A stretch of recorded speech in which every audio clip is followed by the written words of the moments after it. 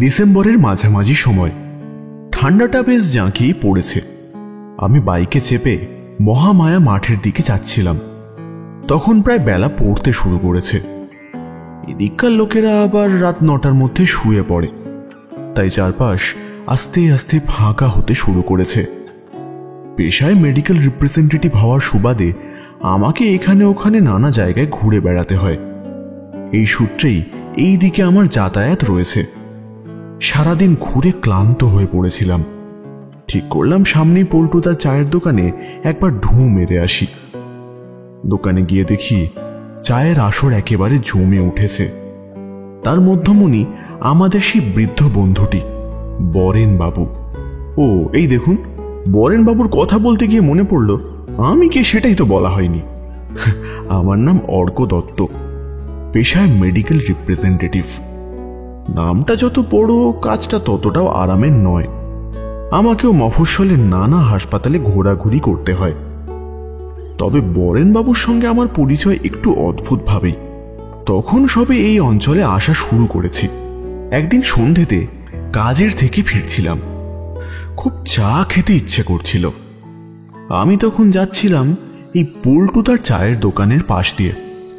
হঠাৎ দেখি একজন বয়স্ক লোকের সঙ্গে আরেকজনের জোর তর্ক বেঁধে গিয়েছে। আমার মন বরাবর কৌতূহলী, তাই ওই দোকানে গিয়েই বসলাম। ওদের কথাবার্তায় বুঝতে পারলাম তর্কটা বেঁধেছে ভূত নিয়ে। বয়স্ক লোকটি ভূতের অস্তিত্ব বিশ্বাস করেন এবং কম বয়সী যে আছে সে কিছুতেই সেটা মানতে চাইছে না।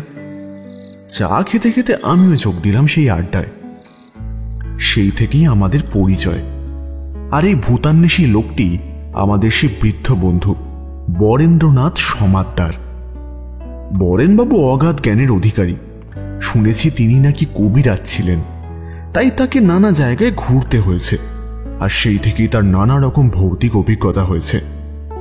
আমি ভূতে বিশ্বাস না করলেও গল্প শুনতে বেশ ভালোবাসতাম। ওনার কথা বলার মধ্যে একটা আলাদা ধরন আছে যেটা অনেককেই আকৃষ্ট করবে। বরেনবাবুর চায়ের আড্ডায় আমি মিলিয়ে মোট 5 জন ছিলাম। আমি, সন্দীপ, দেবেশ, রমেন এবং বরেনবাবু। প্রায় প্রতিদিনই সন্ধ্যার সময় আমাদের আড্ডা জমে উঠত। আজও তার ব্যতিক্রম হলো না। দোকানে গিয়ে দেখি আড্ডা বেশ জমে উঠেছে। না না বরেনবাবু, আমি কিন্তু এই কথাটা মানতে পারলাম না। ভূত বলে যদি কিছু থাকেও তার প্রমাণ দেখাতে পারবেন? হ্যাঁ, প্রমাণ ছাড়া আমরা আবার কিছু বিশ্বাস করি না। কি ব্যাপার দেবেশ, আবার কোন ভূতের গপ্প জুড়লেন উনি? বসো বসো অর্ক। আমি যে ভূতের কথা বলি তা মোটেও গাঁজাখুরি নয়, তার অকাট্য প্রমাণ আমি দিতে পারি। বললেই হলো।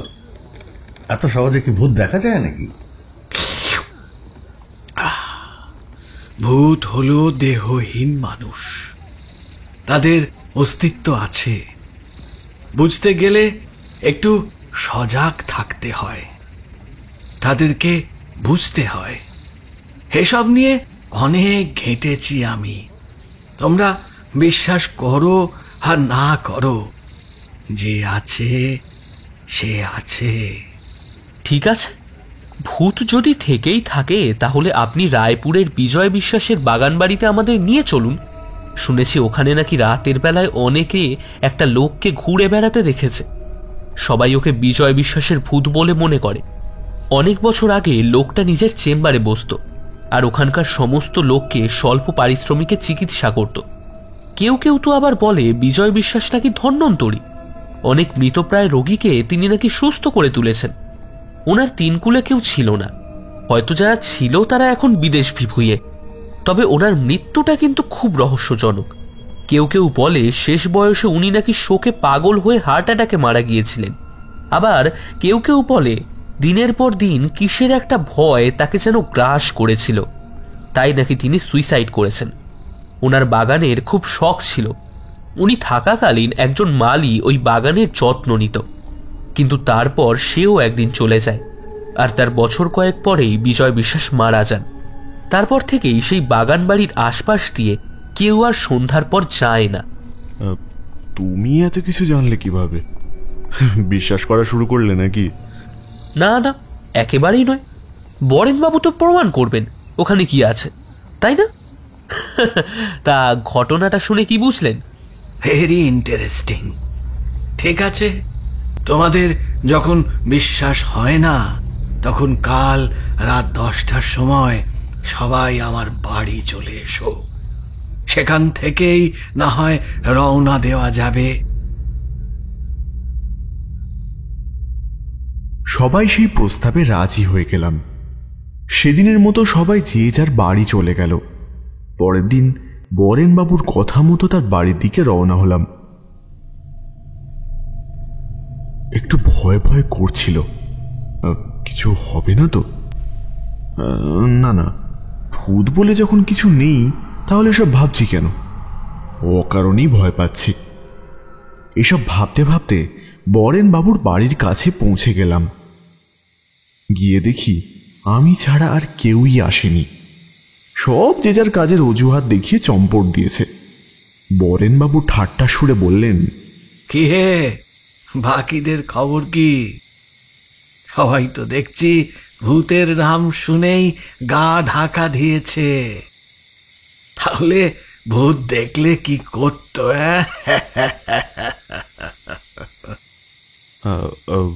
ওদের হয়তো কোনো কাজ পড়ে গেছে। আসল সময় সবার যত কাজ পড়ে যায়। এসব চালাকি বহুদিন আগে থেকেই দেখে আসছি। ভূতকে নিজের চোখে দেখা আর তাকে নিয়ে দুটো বড় বড় কথা বলা কি এক হলো? কিছু বললাম না। মনে মনে ভাবলাম, দুজন মাত্র যাচ্ছি, ভালোই ভালো বেঁচে ফিরলে হয়। আর কিছুক্ষণ অপেক্ষার পর বিজয় বিশ্বাসের বাড়ির দিকে রওনা হলাম। রাস্তাঘাট আগে থেকেই শুনশান হয়ে গেছিল। মেন রোড দিয়ে রায়পুর যেতে একটু সময় লাগে, তাই আমরা মেন রোড ছেড়ে গলি পথ ধরলাম। এখানটা আরো নিস্তব্ধ, নির্জন। চারপাশের প্রত্যেকটা বাড়ি যেন প্রাচীন দৈত্যপুরীর সাক্ষ্য বহন করছে। প্রকৃতির করাল গ্রাস বাড়ির জীর্ণতায় দ্বিগুণ আঘাত হেনেছে। হ্যাঁ, আর বেশি দূর নয়। এই রাস্তা দিয়ে সোজা গিয়ে বাঁদিকের মোড় ঘুরলেই বিজয় বিশ্বাসের বাড়ি। আমি আজ তোমাদের প্রস্তাবে রাজি হয়ে এখানে আসার তোড়জোড় করলাম কেন জানো? আসলে এই বাড়িটা দেখার ইচ্ছে বহুদিনের। বিজয় বিশ্বাস কিভাবে মারা গেল তা এখনো ধোঁয়াশায়। মারা যাওয়ার পর তো আর ওই বাড়িতে কেউ আসেনি, সুতরাং কিছু প্রমাণ ওই বাড়িতে থাকলেও থাকতে পারে। ভূত দেখার জন্য আমি কত কি না করেছি। কিছু রিসার্চ করার জন্য আমি ভূত, প্রেত, ডাকিনী, যোগিনী, বুদ্ধিজম এসব সম্পর্কে বইও পড়ে ফেলেছি। বটে। একবার তো রুদ্রপুর গ্রামে গিয়ে যা হয়েছিল, হ্যাঁ থাক, সে কথা অন্য আরেক দিন বলবো। হ্যাঁ, ওই দেখো আমরা এসেই পড়লাম। কথা শুনতে শুনতে খেয়ালই করিনি কখন এসে পড়েছি। সামনে বিশাল ফটক, দূর থেকে বোঝাই যায় না যে সেটা কোনো প্রবেশদ্বার। মাথার উপর বড় বড় পাতায় ভরে গেছে। এত অন্ধকারও দেখতে পেলাম সেই ডালপালা আগাছার মধ্যে ছোট ছোট কিসব যেন জঙ্গলি ফুল ফুটে রয়েছে। মালির অভাবে প্রকৃতি নিজের স্বরূপকে এই বাড়ির চারপাশে যথাসাধ্য ফুটিয়ে তুলবার চেষ্টা করেছে। একসময় হয়তো যেখানে গোলাপ ফুল ফুটত, আজ সেখানেই শুধু কাঁটা গাছে ভর্তি। আমরা ফটক খুলে ঢুকতেই কয়েকটা চামচিকে ফটফট শব্দে আমাদের কানের পাশ দিয়ে উড়ে পালালো। সামনে বেশ খানিকটা রাস্তা, তারপরে সদর দরজা। সঙ্গে একটা 5 সেলের টর্চ এনেছিলাম। সেটা জ্বালিয়ে চারপাশটা দেখতেই চোখে পড়ল একটা বিরাট সাদা রঙের নারী মূর্তি। বহুদিন অযত্নের ফলে সেটা ক্ষয় হতে শুরু করেছে। তার একটু পরেই একটা জং ধরে যাওয়া ফাউন্টেন। মূর্তি আর দরজার কারুকার্য দেখে বুঝেছিলাম লোকটা বেশ শৌখিন ছিল। দরজার কারুকার্যটা দেখেছো? হ্যাঁ, বেশ সুন্দর। সুন্দর তো বটেই, কিন্তু এতে কি আঁকা রয়েছে বলো তো? অত খেয়াল করিনি। তোমাদের এই এক দোষ, কোনো জিনিস ভালো করে পর্যবেক্ষণ না করেই আগে এগিয়ে যাও। এতে অনেক সূক্ষ্ম সূক্ষ্ম জিনিস তোমাদের চোখের আড়ালে চলে যায়। হ্যাঁ, এই দেখো এখানে পলাশির যুদ্ধের কিছু ছবি সুন্দর করে খোদাই করা রয়েছে। বহুদিনের অব্যবহারের ফলে দরজায় শ্যাওলা আর মরচে ধরে গিয়েছিল, তাই প্রথমটায় খেয়াল করিনি। এবার ভালো করে লক্ষ্য করলাম, সত্যি কি অপূর্ব কারুকার্য। লোকটার শৈল্পিক বোধ আছে বলতে হবে, না হলে এখনকার যুগে কেউ এরকম জিনিস বানায়? বিজয় বিশ্বাসের প্রতি মনে মনে শ্রদ্ধা আরো বেড়ে গেল।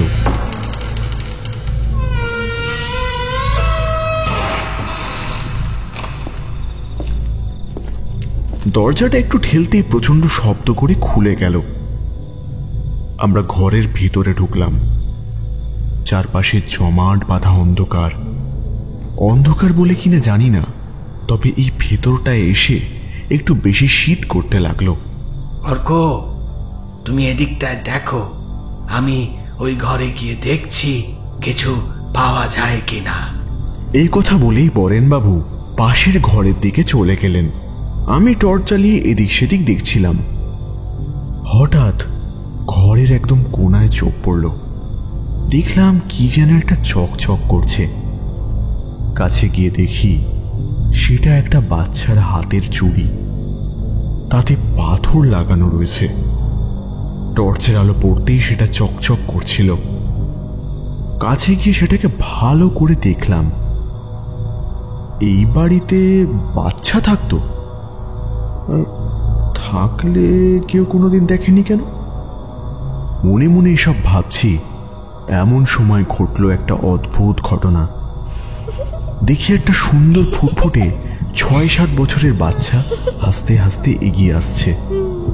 তারপর আমাকে দেখে ইশারায় ডাকলো, কিন্তু আমি এগিয়ে যাওয়ার আগেই আমার পিছন থেকে একজন বেঁটে সরু লোক ওর দিকে ছুটে গিয়ে ওকে জড়িয়ে ধরে কোলে তুলল। এরা এখানেই ছিল, আমি দেখতে পেলাম না কেন? খুব ভয় করতে লাগলো। কি দরকার ছিল এখানে আসার? অতিরিক্ত সাহস দেখাতে গিয়ে এখন প্রাণটা নেই না টানাটানি পড়ে। বরেনবাবুই বা কোথায়? কতক্ষণ হয়ে গেছে, তিনি এখন আসছেন না কেন? আমি কি ভুল দেখছি? দেবেশের কথাটা মনে পড়তে লাগলো। শুনেছি ওখানে নাকি রাতের বেলায় অনেকে একটা লোককে ঘুরে বেড়াতে দেখেছে। সবাই ওকে বিজয় বিশ্বাসের ভূত বলে মনে করে। এরপর দেখলাম বাচ্চাটা পেটে হাত দিয়ে বসে পড়েছে আর অঝরে কাঁদছে। তার সামনে বসে থাকা একজন মহিলা দৌড়ে গিয়ে আগে সেই লোকটাকে ডেকে আনলো। দুজনা মনে হয় মেয়েটার বাবা মা। আমি একবার কাছে যাওয়ার চেষ্টা করলাম, কিন্তু কোনো একটা অজানা আকর্ষণে আমি এক পাও এগোতে পারলাম না। শুধু চোখের সামনে নির্বাক সিনেমার মতো এক এক করে দেখতে লাগলাম। যা দেখলাম তাকে দুঃস্বপ্ন বললেও কম বলা হয়। এই ঘরে ঢুকতেই দেখেছিলাম বিজয় বিশ্বাসের একটা পেন্টিং দেওয়ালে টাঙানো আছে। এবার দেখলাম সেই রোগা লোকটা বিজয় বিশ্বাসের কাছে গিয়ে হাতে পায়ে ধরছে আর কি দেখিতে কিছু একটা বোঝানোর চেষ্টা করছে। এরপর সবকিছু অন্ধকার হয়ে গেল, ঠিক আগের মতন। আমি জোরে জোরে বেশ কয়েকবার বরেনবাবুকে ডাকার চেষ্টা করলাম, কিন্তু কি লাভ তাতে? আমার গলা দিয়ে কোনো শব্দ বেরোচ্ছে না। হঠাৎ দেখি ডক্টর বিশ্বাসের চারপাশে অনেকগুলো লোক দাঁড়িয়ে। তারা বিলাপ করেই চলেছে, আর দূরে হিংস্র চোখে তাকিয়ে আগের সেই লোকটা। কে ও? বিজয় বিশ্বাসের সঙ্গে তার সম্পর্কটাই বা কি? আমার চোখের সামনে আস্তে আস্তে একটা সাদা কুয়াশার আস্তরণ যেন পড়তে শুরু করলো। আস্তে আস্তে সবকিছু হাওয়ার মতন যেন মিলিয়ে যেতে লাগলো অন্ধকারে। এরপর আমি আর কিছুই দেখতে পাচ্ছিলাম না। হঠাৎ অনুভব করলাম আমার নাম ধরে কেউ যেন ডাকছে। পরেন বাবু।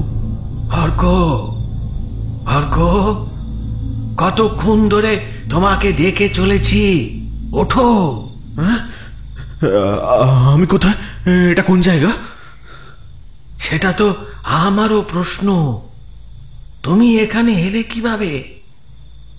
তুমি তো ছিলে বাইরের ঘরে। তোমাকে অনেক ডাকাডাকি করে সাড়া না পেয়ে ঘরে গিয়ে দেখি তুমি অজ্ঞান হয়ে পড়ে আছো। কি হয়েছিল তোমার? আমি তো জেগেই ছিলাম। কতবার আপনার নাম ধরে ডাকার চেষ্টা করলাম, কিন্তু একটা কথা বলতে পারলাম না। গলার স্বর যেন কেউ বন্ধ করে দিয়েছিল। ঘরের কোনায় একটা চুড়ি দেখতে গিয়েই তো এত কিছু হলো। ঘরের কোনায় চুড়ি? কই দেখি। বরেন বাবুকে চুড়িটা দেখাতে গেলাম, কিন্তু অদ্ভুত ব্যাপার, চুড়িটা কোথাও পেলাম না। শেষে বরেন বাবুকে সমস্ত ঘটনাটা খুলে বললাম। ব্যাপারটা বেশ ঘোরতর মনে হচ্ছে। তবে সবাই যা বলে সেটাই সত্যি হয়তো।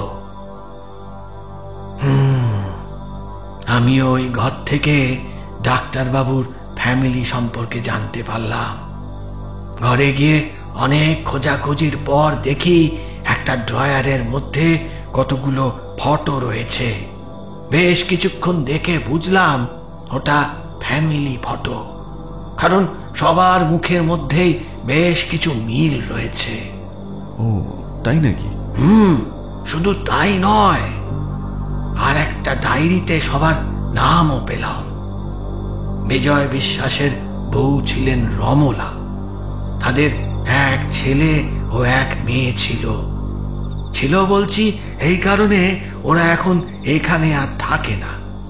কোনো এক অজ্ঞাত কারণে বাড়ি ছেড়ে চলে গেছে। ডায়েরিতে সেটাই লেখা ছিল। ডাক্তারবাবুর এক ভাই ছিলেন, নাম অজয় বিশ্বাস। তার সাথে সম্পর্ক খুব একটা ভালো ছিল না বোধহয়। কিছু জিনিস নিয়ে তার সঙ্গে বিজয় বিশ্বাসের বনিবনা হতো না, তাই এই তাদের ওই খিটমিট সবসময় লেগেই থাকতো। আর একটা অদ্ভুত ব্যাপার কি জানো? এ বাড়িতে তো সবই অদ্ভুত। আর কি অদ্ভুত রে কাণ্ডের বাকি আছে? শোনোই না। তুমি কখনো কাউকে বাগানের মালির নাম সযত্নে লিখে রাখতে দেখেছ? সে যতই শৌখিন মানুষ হোক। এই যে শুনুন, এসব অদ্ভুত কিম্ভূত বাড়িতে আমার আর এক মুহূর্ত থাকার ইচ্ছা নেই। আপনি থাকলে থাকুন, আমি চললাম। এইটুকুতেই ভয় পেয়ে গেলে নাকি হে? ঠিক আছে ঠিক আছে, চলো চলো, বেরোনো যাক। তখনকার মতো বরেন বাবুকে বিদায় জানিয়ে চলে গেলাম। ঠিক হলো পরের দিন আবারও ওই বাড়িতে যাওয়া হবে। যদিও আমার ইচ্ছে ছিল না, তাও একরকম জোর জবরদস্তির জন্যই রাজি হয়ে গেলাম। মনে মনে একটা ব্যাপারে খটকা লাগছিল। বাগানের মালির নাম কেউ কখনো এমন সুন্দর করে সাজিয়ে লিখে রাখে? অবিশ্বাস্য। পরের দিন কাজ ছেড়ে ফেরার পথে পল্টুদার চায়ের দোকানে গেলাম। দেখলাম আজকের আড্ডা বেশ জমে উঠেছে। বরেন বাবুর কথাতে সবাই রীতিমতো উত্তেজিত।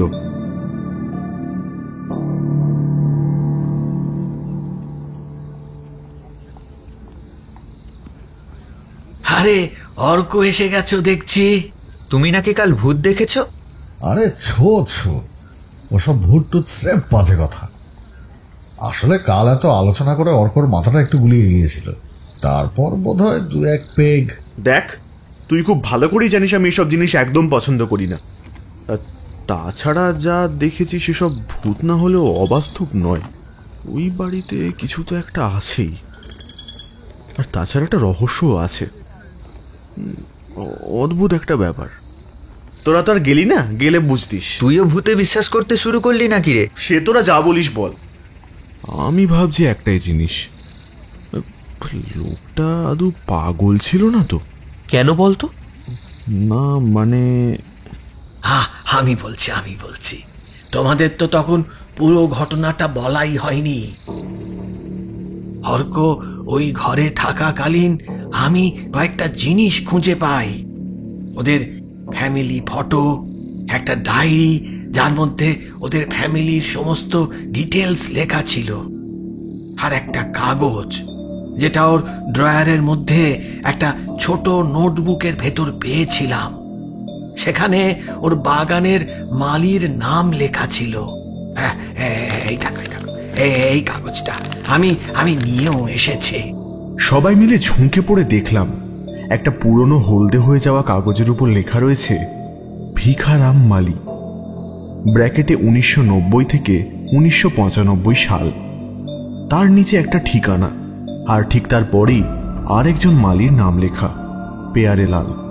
অদ্ভুত ব্যাপার, সেখানে কোনো ঠিকানা দেওয়া ছিল না।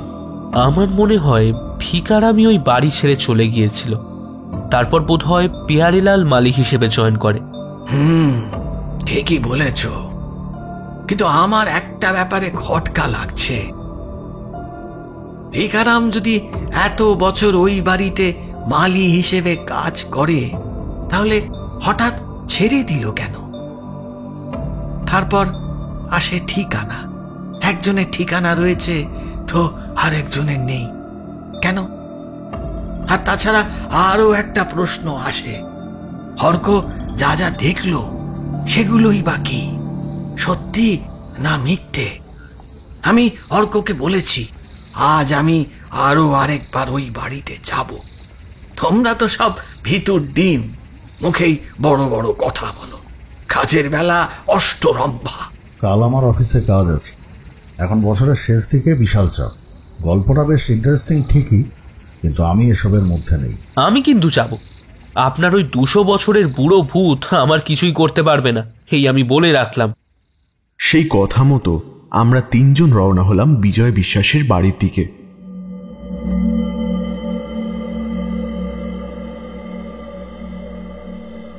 দূর থেকে বাড়িটাকে দেখা যায় না, কাছে এলে মনে হয় যেন এক বিরাট আকার দানব ঘুমিয়ে আছে।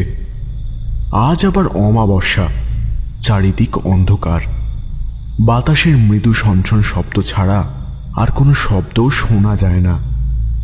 কালো চাদর জড়িয়ে গাছগুলি অপরাধীর মতো মাথা নিচু করে দাঁড়িয়ে আছে, কোনো নড়াচড়া নেই। মাঝে মাঝে জোরে বাতাস দিলে কোনো কোনো ডাল একটু নড়েই আবার চুপ করে যায়, আর কোনো প্রাণের স্পন্দন নেই সেখানে। আমরা এবার ফটক পেরিয়ে সদর দরজা দিয়ে ঘরের ভেতরে প্রবেশ করলাম। আজ ভিতরটা যেন একটু অতিরিক্ত রকমের ঠান্ডা। যত ভিতরের দিকে এগোচ্ছি ঠান্ডাটা যেন অস্বাভাবিকভাবে ক্রমশ বেড়েই চলেছে। আমার সারা শরীরে একটা অদ্ভুত শিরশিরে অনুভূতি টের পাচ্ছি। খেয়াল করলাম বাকি দুজনেরও একই অবস্থা। বরেনবাবু আগের দিন যেই ঘরে গিয়েছিলেন, আমরা এবার সেই ঘরে গেলাম। ঘরটা বেশ চওড়া। টর্চের আলোয় দেখলাম গোটা ঘরে একটা টেবিল চেয়ার, একটা ডবল বেড, আর ধারে একটা অ্যান্টিক স্টাইল র্যাক রয়েছে। ডাক্তারবাবু সত্যি শৌখিনতায় কোনো কিছুরই ত্রুটি রাখেননি। টেবিল চেয়ারটা দেখেছো? সেগুন কাঠ দিয়ে বানানো তো, কিন্তু ডাক্তারবাবু এত টাকা পেতেন কোত্থেকে? তিনি তো শুনেছি খুব অল্প পয়সায় চিকিৎসা করতেন। হয়তো পূর্বপুরুষের অনেক পয়সা ছিল। তা হতে পারে। খাটটাও দেখ, ধুলো পড়া হলেও কতটা মজবুত আছে এখনো। এই বলে দেবেশ খাট ধরে নাড়ালো। ঠিক তখনই বিকট শব্দ করে কিসের যেন একটা আওয়াজ হলো। আমরা সবাই সতর্ক দৃষ্টিতে এদিক ওদিক দেখতে লাগলাম, কেউ কোথাও নেই। অনুভব করলাম ওই শব্দের জন্য আমার গায়ের সমস্ত লোম খাড়া হয়ে গেছে। এক পা পিছিয়েছি, এমন সময় টের পেলাম আমার পা আর মাটিতে ঠেকে নেই। আমি কোনো একটা অতল খাদে পড়তে শুরু করেছি। চারিদিকে অন্ধকার, তার মধ্যে সম্ভবত সিঁড়িতে ধাক্কা খেতে খেতে নেমে চলেছি। মনে হচ্ছে যেন কোনো এক বিশাল দৈত্য আমাকে হাঁ করে গিলে নিতে চাইছে। আমার সারা শরীর অবসন্ন হয়ে এলো।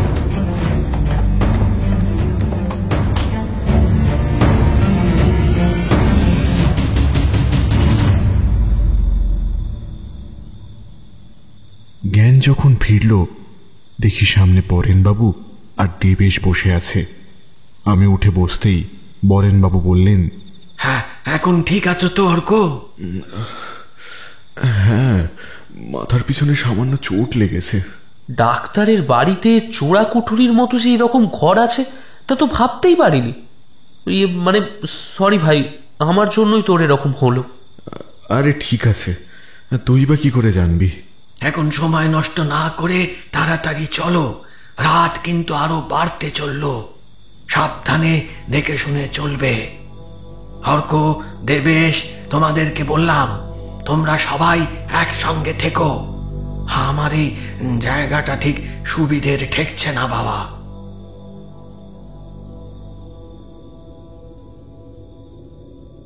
এরপর আমরা তিনজন একসঙ্গে পথ চলা শুরু করলাম। বলা বাহুল্য, উপর থেকে পড়ে যাওয়ার সময় টর্চটা আমার হাত থেকে পড়ে ভেঙে গিয়েছিল। তাই দেবেশ আর বরেনবাবুর টর্চের আলোতেই যা দেখার দেখছিলাম। সিঁড়ি থেকে নেমে লম্বা একটা প্যাসেজ ভিতর দিয়ে চলে গিয়েছে। এতক্ষণ সেখান দিয়েই হাঁটছিলাম। এবার দেখলাম আমরা একটা ঘরে এসে পড়েছি। ঘরটা একটা ছোট ল্যাবরেটরি। সামনে একটা জায়গায় নোংরা ঝুলে ঢাকা কি সব ওষুধের শিশি, সিরিঞ্জ, বিকার, ফানেল, কেরোসিন এবং গ্যাসোলিনের পাত্র। ডক্টর বিশ্বাস খুবই অদ্ভুত মানুষ ছিলেন। সবার চোখের আড়ালে মাটির নিচে সব স্ট্রেঞ্জ।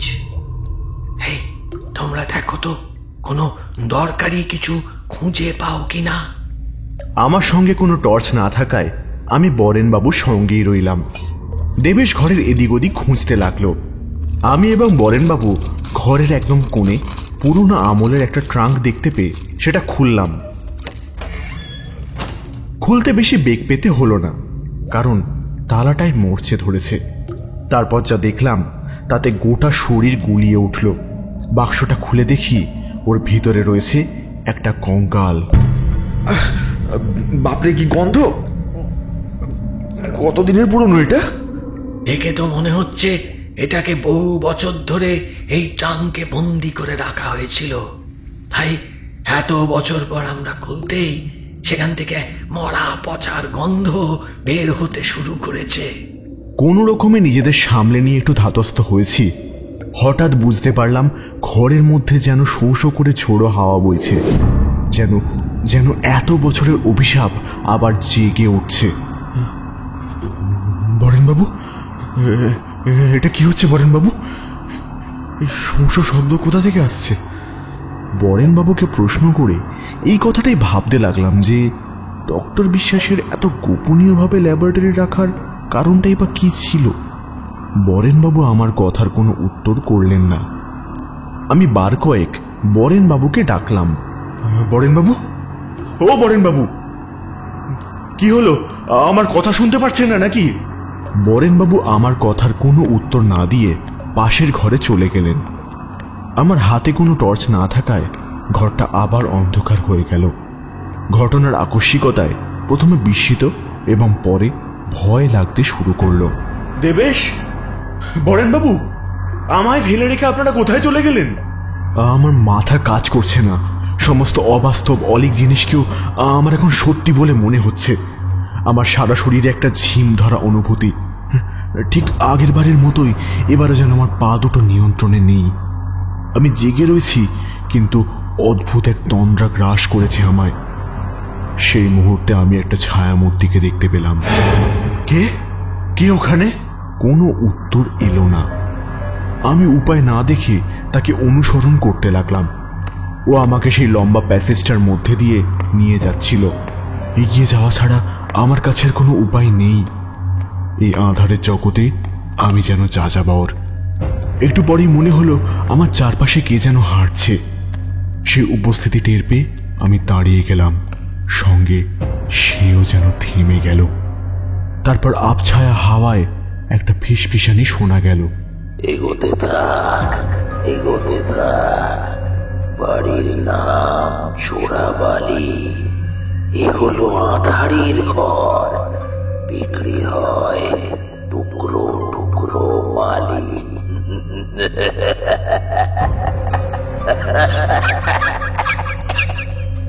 কে কে বললো কথাটা? কে তুমি? সামনে এসো, সামনে এসো বলছি। হঠাৎ দেখি পাটা কেমন যেন ভিজে যাচ্ছে। ভয় পেয়ে পিছিয়ে এলাম। এইখানে জল কোথা থেকে এলো? কিন্তু একটু পরেই বুঝলাম ওটা জল নয়। অন্ধকারে সয়ে যাওয়া চোখে পড়ল একটা বিভৎস দৃশ্য। পায়ের কাছে জমে থাকা জল আসলে জল নয়, কালচে রঙের রক্ত। ভয় বুক ঢিপ ঢিপ করতে লাগলো। কি করব বুঝে উঠতে পারলাম না। ততক্ষণে ঘরটা একটা লাল আলোর আভায় ভরে গেছে। হঠাৎ পায়ে যেন কিসের একটা ধাক্কা লাগলো। নিচে তাকিয়ে আমার চোখ কপালে উঠল। কতগুলো মরার খুলি আমার পায়ের কাছে নাচানাচি করছে।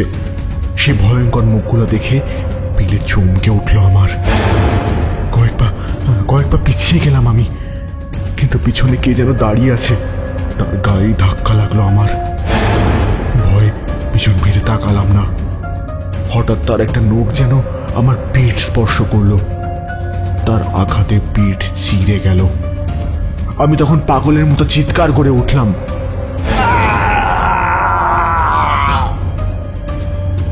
তখনই সামনে একটা চেনা শব্দ। অনেকগুলো বাদুড় এই বদ্ধ ঘরে এসেছে কিভাবে? তারা আমার দিকে উড়ে এসে আঘাত করলো মুখে। আমি অজ্ঞান হয়ে পড়ে রইলাম।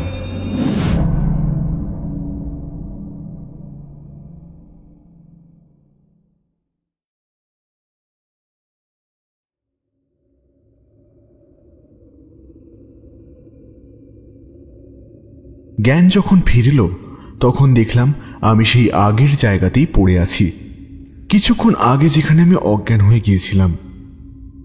সামনে একটা ভাঙা টর্চ, কিন্তু আমার হাতে তো টর্চ ছিল না। এটা কোথা থেকে এলো? আর বরেনবাবু আর দেবেশ কোথায়? তাছাড়া আমি একই জায়গাতেই আবার অজ্ঞান হয়ে গেলাম, নাকি এতক্ষণ যা দেখছিলাম সব মিথ্যে হ্যালুসিনেশন? হঠাৎ খেয়াল হলো আমার পায়ের নিচে এতক্ষণ কালো রক্ত জমেছিল সেটা আর নেই। ভয় ঘেন্নায় গা গুলিয়ে উঠল। কোনো রকমে নিজেকে সামলে উঠে দাঁড়ালাম। সিঁড়ি থেকে পড়ে গিয়ে হাত পায়ের খানিকটা ছাল উঠে গিয়েছিল, তাই যতটা সম্ভব ধীর পায়ে সিঁড়ি বেয়ে উপরে উঠতে লাগলাম। দেবেশ, বরেনবাবু, কোথায় আপনারা? আমি এখানে। ও তুই? ভয় পেয়ে গেছিলাম। কিন্তু বরেনবাবু কোথায়? বরেনবাবু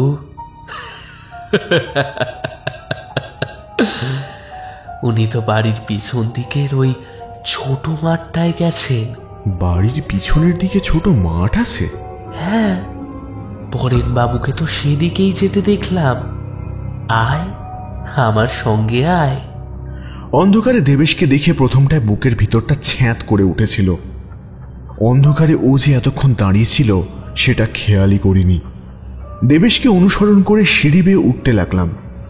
খেয়ালও করলাম না ঘরের বাঁ দিকে একটু দূরেই পাশাপাশি দুটো লোক কাঠের মেঝেতে পড়ে আছে।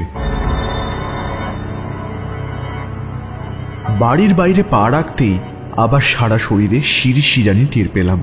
দেবেশ আমাকে পিছনে ফেলে আগে আগে চলেছে। আমি চারপাশের আধার রাত্রি চোখ মেলে ভয়ে ভয়ে দেখতে লাগলাম। আজ রাতটা যেন একটু বেশি অন্ধকার। চারপাশের গাছগুলো যেন একটু প্রাচীরের মতন দাঁড়িয়ে রয়েছে। তাদের কাজ কোনো এক অশরীরী কঙ্কালকে আটকে রাখা, তাদেরকে বাধা দিচ্ছে আমাদের কাছে আসতে। তবু সেই আশা আটকে রাখা সম্ভব নয়। এদিকে আকাশে কয়েকটা তারা রয়েছে, তাদের রং দেখা যায় না। পাতার কোনো শব্দ নেই, সব যেন কোনো এক অজানা প্রেতের ভয়ে নিস্তব্ধ। হঠাৎ একটা রহস্যময় কণ্ঠ শুনে চমকে উঠলাম। অর্ক, কোনো উপকারী মানুষ সত্যি কি সব সময় সবার উপকার করে? এইসব কি বলছিস তুই? ভূতের বাড়িতে এসে মাথাটাতে একেবারেই খারাপ হয়ে গেছে নাকি? যা বলছি সেটা যদি কোনোদিন সত্যি হয়ে থাকে। দেখ, এখন ইয়ার্কি মারার মতো সময় আর সাহস কোনোটাই আমার নেই। আর উপকারী মানুষ যখন, তখন সবাইকেই সাহায্য করবে, সেটাই তো স্বাভাবিক, তাই না? সত্যি কি তাই? কথা বলতে বলতে আমরা বাড়ির পিছনের দিকের মাঠটায় পৌঁছে গিয়েছিলাম। বহুদিনের অব্যবহারের ফলে ঘাসগুলো নিজের মতন বেড়ে উঠেছে। খানিকটা জঙ্গলি ভাবে। এই অন্ধকারে চোখ অনেকটাই সয়ে গিয়েছিল, তাই চারপাশ দেখতে সমস্যা হচ্ছিল না। হঠাৎ চোখ পড়ল মাঠের মধ্যে। সে অবিন্যস্ত ঘাসের মধ্যে দিয়ে একটা বাচ্চা মেয়ে ছুটে বেড়াচ্ছে। এত রাতে এখানে বাচ্চা এলো কোথা থেকে? এখানে তো কেউ আসে না। হঠাৎ বাচ্চাটা থেমে গেল, তারপর আস্তে আস্তে আমার দিকে মুখ ফেরালো। সেটা দেখে আমি ভয়ে কেঁপে উঠলাম। বাচ্চাটা চোখের মনি কোথায়? তাছাড়া একে আমি আগেও দেখেছি। সেই প্রথমবার অজ্ঞান হয়ে যাওয়ার আগের মুহূর্তে এই বাচ্চাটাই অসুস্থ ছিল। আতঙ্কে আমার হাত পা অসাড় হয়ে এলো। আমি প্রাণপণে এবার দৌড়াতে শুরু করলাম। একবার পিছনে তাকালাম। এবারে যা দেখলাম তা একেবারে অবিশ্বাস্য। দেবেশের রক্ত মাংসের শরীর থেকে মাংসগুলো খসে পড়ছে। আমি ভয়ে পিছিয়ে এলাম, চিৎকার করতে গেলাম, কিন্তু মুখ দিয়ে একটা কথা বেরোলো না। কোনো এক অজ্ঞাত কারণে আমার জিভ আগের চাইতে ভারী হয়ে গিয়েছে। আমার সামনে দাঁড়িয়ে থাকা দেবেশ আস্তে আস্তে কঙ্কালে পরিণত হচ্ছে, আর সেই ভয়ঙ্কর কুৎসিত কঙ্কালের উচ্চতাও বাড়ছে কিছুটা। যত উচ্চতায় বাড়ছে তত ঝুঁকে পড়ছে। আমার মনে হলো ঝুঁকের মাথায় এই বাড়িতে আসাটা মোটেও উচিত হয়নি। লোকে যা বলে কিছুটা হলেও সত্যি হয়। আমি দেখলাম সেই দীর্ঘ কঙ্কালসার দেহটা আচমকায় কিছু দূর এসে দাঁড়িয়ে পড়ল। তার হাত ধরে রেখেছে সেই বাচ্চা মেয়েটা। উফ, কি ভয়ঙ্কর! কঙ্কালটা এবার তার বিশাল গহ্বরওয়ালা মুখ নিয়ে বলতে শুরু করলো।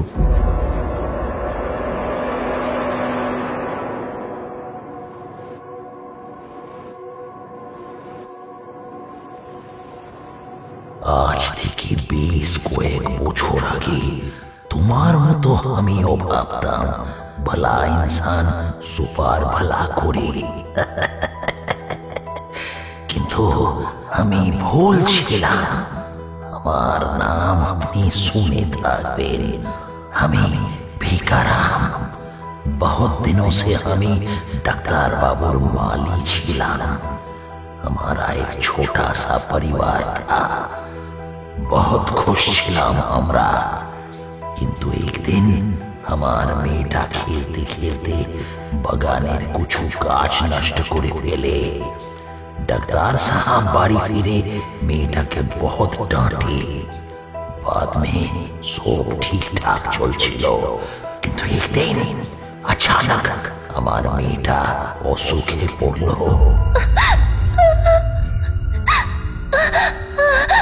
माँ, पेट में बहुत दर्द हो रही है। कुछ नहीं होगा बेटी, शांत हो जाओ। तुम्हारे पिताजी दवाई लाने जा रहे हैं।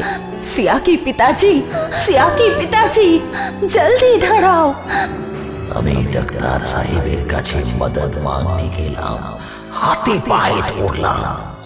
অনেক রোনে के बाद সাহাব রাজি হলেন, কিন্তু তখন যদি জানতাম वो मेरी बेटी की। उसके बाद साहब बोले हमार बेटीर ऑपरेशन करते होगे, नहीं तो वो बीमारी ठीक नहीं होगा। ऑपरेशन करते जावार आगे बेटी को बोला, तू डर मत सिया, ऑपरेशन हो गए तू एकदम बढ़िया हो जाबी। ऑपरेशन होलो। सिया बेरोलो ना। डॉक्टर साहब बाहर आके बोलो, सिया मर गई। ऑपरेशन सोए न की और खून कम पड़ गया,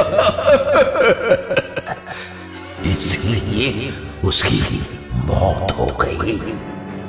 हम दोनों बहुत रोए थे। हमारे इकलौती बिटिया सिया वो भी मर गई, वो भी मर गई। उसके बाद हम टूट गए थे बहुत। फिर एक दिन बहुत अजीब चीज हुआ। एक दिन राते अचानक हमार घूम भेंगे जाए। हमार मने होते था कि बाजू वाला घर से कोई मुझे पुकार रहा है। आवाज सुनकर দেখकर ऐसा লাগলো যেন আমার সিয়া আমাকে ডাকছে। আমি तुरंत उठाने गया, ये देखलाम सचमुच मेरी बेटी खड़ी है। उसके बाद मेरी बेटी बोलने लगी, रोइए मत पिताजी, रोइए मत, मैं आपके साथ ही हूँ, बस जिंदा नहीं हूँ, लेकिन एक बात बताना था।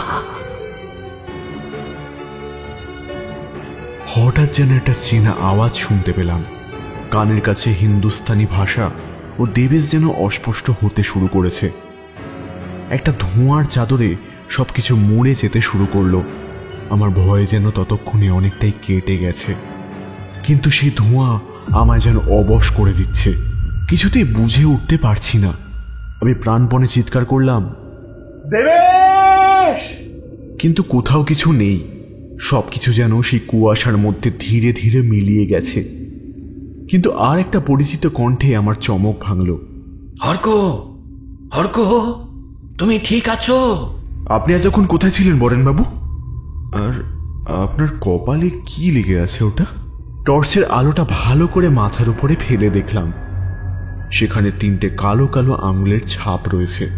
এই যে আপনার কপালে এই দাগটা কিসের? তোমার কপালেও তো একই দাগ লেগে আছে। সুতরাং আমরা দুজন একই জিনিসের শিকার হয়েছি বলা যায়। বরেনবাবুর কথা শুনে আমি তাকে সব খুলে বললাম। আমি যা যা জানতে পেরেছি সেগুলো সব বরেনবাবুকে বলাতে তিনি ভীষণ রকমের অবাক হয়ে গেলেন। তুমি এক্ষুনি যা যা বললে আমিও সেগুলোই দেখেছি। অর্থাৎ ওই ভিকারামের প্রেতাত্মা আমাদের দুজনকে বশ করে ফেলেছিল। এজন্যই আমাদের কপালের উপর ওই আঙুলের দাগ রয়েছে। কিন্তু বরেনবাবু কথাটা আর বলতে পারলেন না। বলার আগেই একটা ভয়ঙ্কর গর্জন শোনা গেল। পিছন থেকে আবার দেখতে পেলাম দেবেশকে। তবে এবার দেবেশ আমাদেরকে নিজের বশে আনেনি।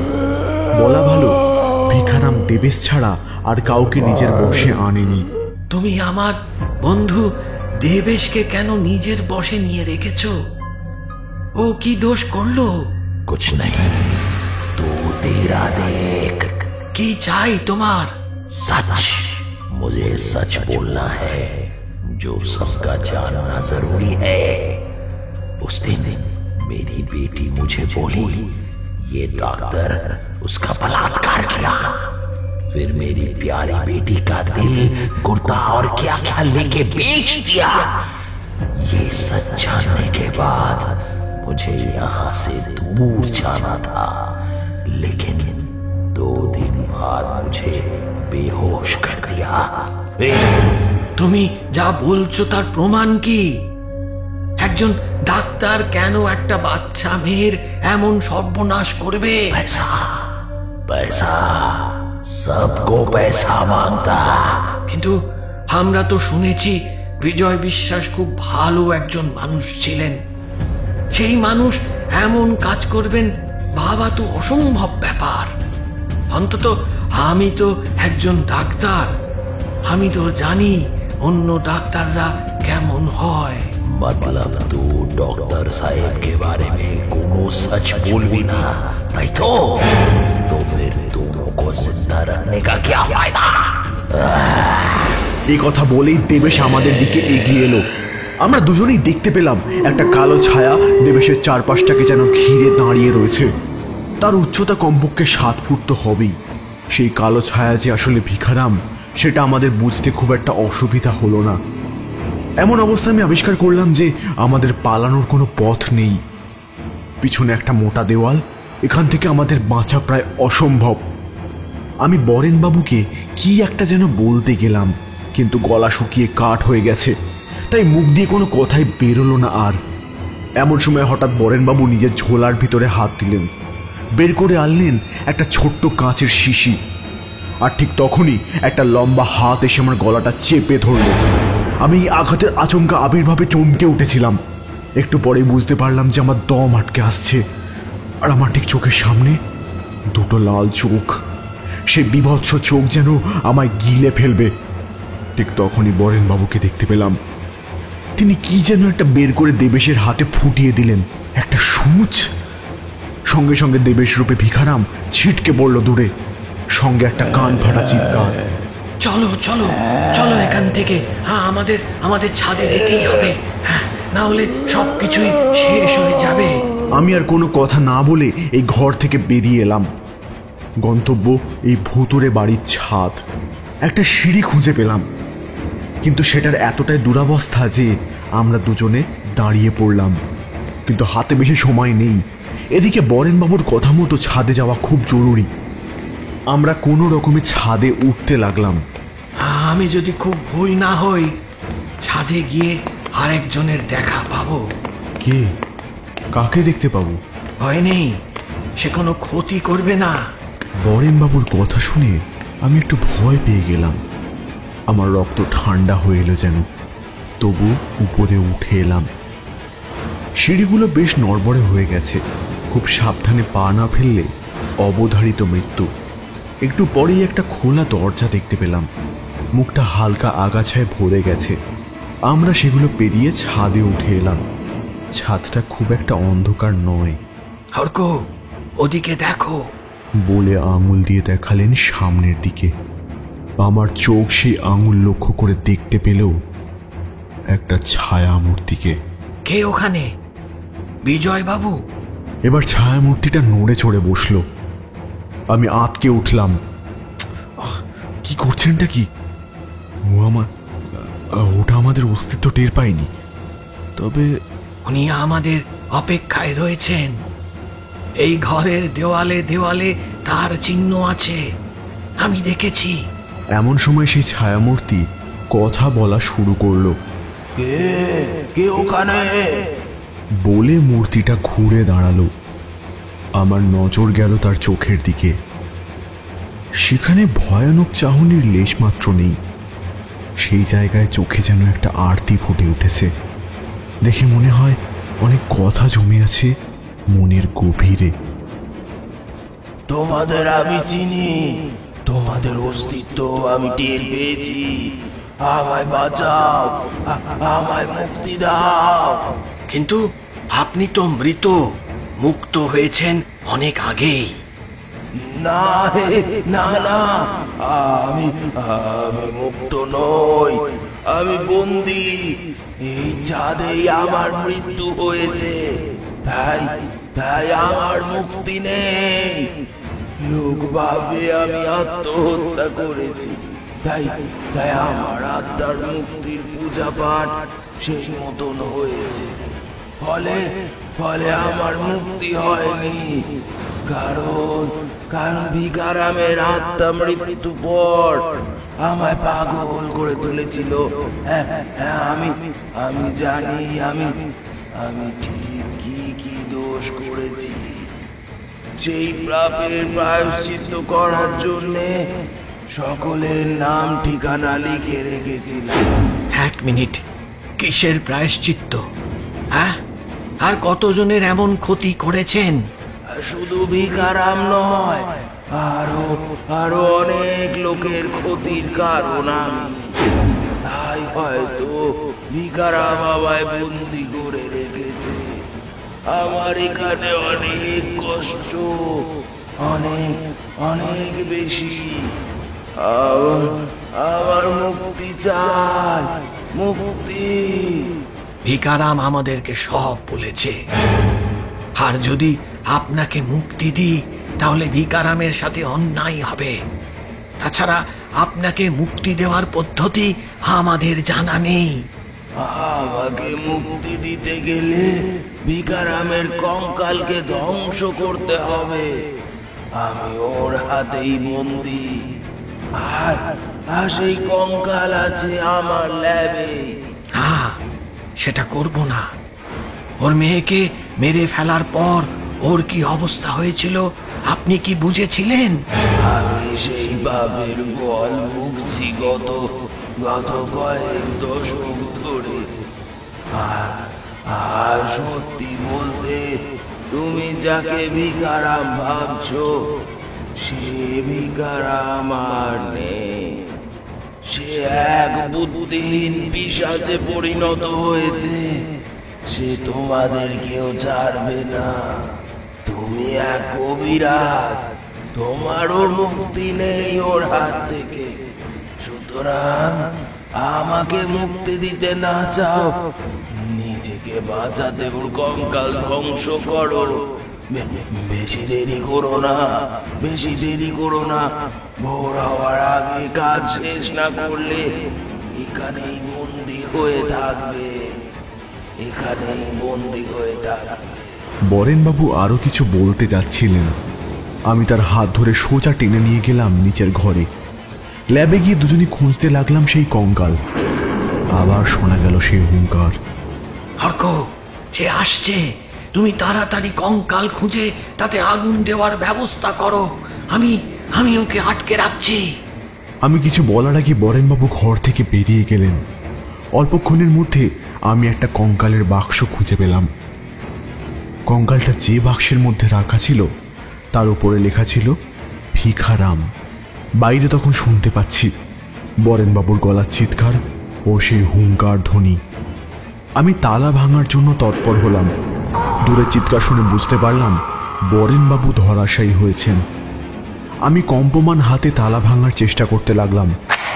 বুঝলাম সেও এগিয়ে আসছে, কিন্তু ঠিক কি এগিয়ে আসছে?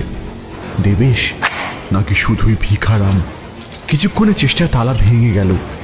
আমি বাক্স খুলে চেষ্টা করতে লাগলাম আগুন জ্বালানোর। একটা দেশলাই ছিল পকেটে, সেটা জ্বালিয়ে বাক্সের ভিতরে ফেললাম, কিন্তু চলল না। আমি কেরোসিন তেল খোঁজার জন্য এদিক ওদিক দেখতে লাগলাম। তখনই চোখ পড়ল সামনে, আর ভয় বুক ঠান্ডা হয়ে গেল। সে দরজার কাছেই দাঁড়িয়ে আছে। तुझे भी मौत के घाट उतारता हूं। আমি ততক্ষণে হাতে তুলে নিয়েছিলাম একটা গ্যাসোলিনের জার। আমি দৌড়ে বাক্সের কাছে আসতেই সে আমার পা টেনে ধরল। পা টানার কারণে টাল সামলাতে না পেরে উল্টে পড়ে গেলাম মেঝেতে। আর সৌভাগ্যবশত গ্যাসোলিনের জার গিয়ে পড়ল সেই বাক্সের ভিতরেই। দাউ দাউ করে আগুন জ্বলে উঠল বাক্সের ভিতর। সঙ্গে সঙ্গে আমার পা ধরে থাকা সেই অতৃপ্ত প্রেতাত্মা জ্বলতে শুরু করলো। আমার পায়ের যেটুকু ধরেছিল সেটা খানিকটা জ্বলে গেল ওর হাতের সাথেই। তারপর ধীরে ধীরে ছাই হয়ে যেতে দেখলাম সেই মৃতদেহকে। সঙ্গে বাতাসে মিলিয়ে গেল ভিখারামের অতৃপ্ত পিশাচ দেহ। আমি আমার ক্লান্ত শরীরটাকে তুলে নিয়ে বরেনবাবুকে খোঁজার জন্য বেরিয়ে পড়লাম। বুঝলাম বিপদ কেটে গেছে। অদূরে গিয়ে দেখতে পেলাম ভদ্রলোককে। বরেনবাবু, ও বরেনবাবু, আপনি ঠিক আছেন? দেবেশকে দেখেছেন কোথাও? সে কি আদৌ বেঁচে আছে? অর্ক, হ্যাঁ দেবেশ, হ্যাঁ, তাকে নিশ্চয়ই ওই পিশাচ আর বশ করতে পারেনি। জানি না। আমি নিশ্চিত, আমি বই পড়ে যে বিদ্যা অর্জন করেছি তারই কিছু প্রয়োগ দেখলে আজ, হ্যাঁ, ওই ছুঁচের মাথায় একটা বিশেষ তরল লাগানো ছিল, সেটা দেবেশের রক্তে মিশে আছে। তাই ওই পিশাচ দেবেশকে কবজা করতে পারবে না আর। চলো চলো, তাকে খুঁজে বাড়ি নিয়ে যাই, চলো।